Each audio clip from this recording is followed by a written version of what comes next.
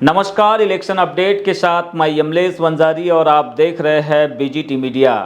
अखिल भारतीय राष्ट्रीय कांग्रेस पार्टी के द्वारा आज 12 मार्च को अपने 43 उम्मीदवारों की दूसरी सूची जारी कर दी गई है।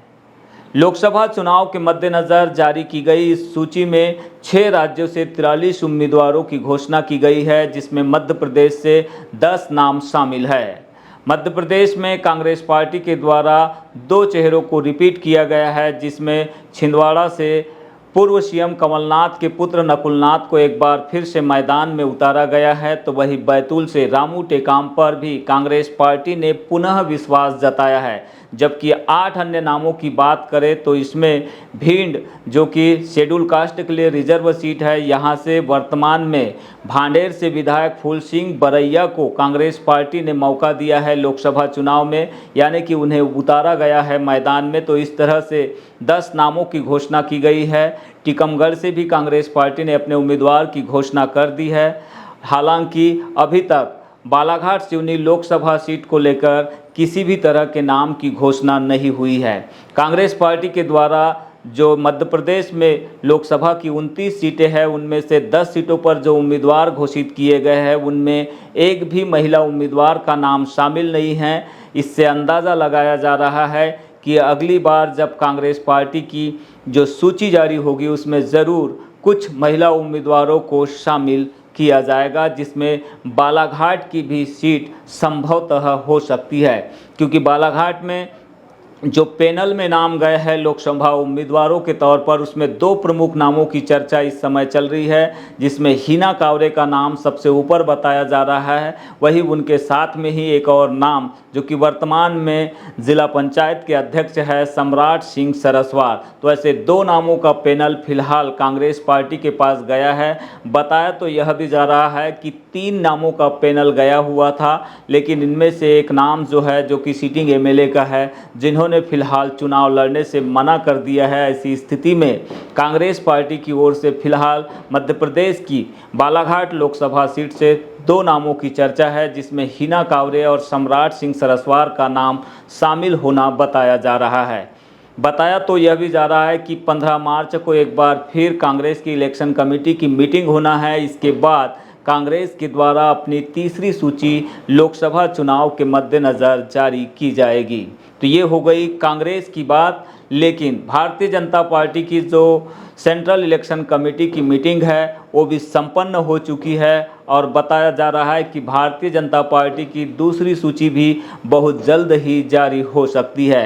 आज देर रात तक भी ये सूची जारी हो सकती है, या फिर कल सुबह तक यह सूची सामने आ सकती है। बताया जा रहा है कि पहली सूची में मध्य प्रदेश के जो 5 सीटों को होल्ड किया गया था, जिसमें बालाघाट की भी एक सीट शामिल है। बालाघाट सीट पर सबसे ऊपर भारतीय जनता पार्टी की इस सूची में भारती पारधी का नाम होना बताया जा रहा है। हालांकि उनके साथ इस सूची में रमेश भट्टेरे और साथ में मौसम बिसेन का भी नाम होना बताया जा रहा है। ऐसे में अब देखना यही होगा कि भारतीय जनता पार्टी की जब सूची जारी होती है, तो उसमें किस को उम्मीदवार बनाया जाता है। तो फिलहाल यह चर्चा का विषय बना हुआ है और आज दिन भर यह चर्चा चल रही है कि भारतीय जनता पार्टी के द्वारा अपने मध्य प्रदेश की पास जो होल्ड सीटें रखी गई थी, उनमें से नाम फाइनल कर लिए गए हैं।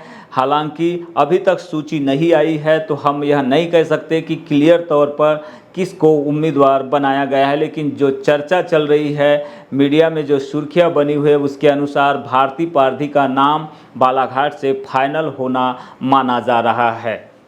तो इस वक्त की ये बड़ी खबर सामने आ रही है। अखिल भारतीय राष्ट्रीय कांग्रेस कमेटी के द्वारा मध्य प्रदेश की 10 लोकसभा सीटों पर अपने उम्मीदवारों की घोषणा की गई है।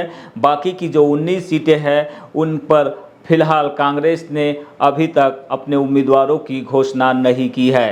कांग्रेस ने जो 43 उम्मीदवारों की आज सूची जारी की है, उसमें 3 पूर्व मुख्यमंत्रियों के बेटों पर कांग्रेस पार्टी की ओर से भरोसा जताया गया है, जिसमें मध्य प्रदेश के पूर्व मुख्यमंत्री कमलनाथ के पुत्र नकुलनाथ को छिंदवाड़ा से मैदान में उतारा गया है। जबकि राजस्थान में पूर्व सीएम अशोक गहलोत के पुत्र वैभव गहलोत को भी मैदान में उतारा गया है और उन्हें जालोर सिरोही की सीट से मैदान में उतारा गया है।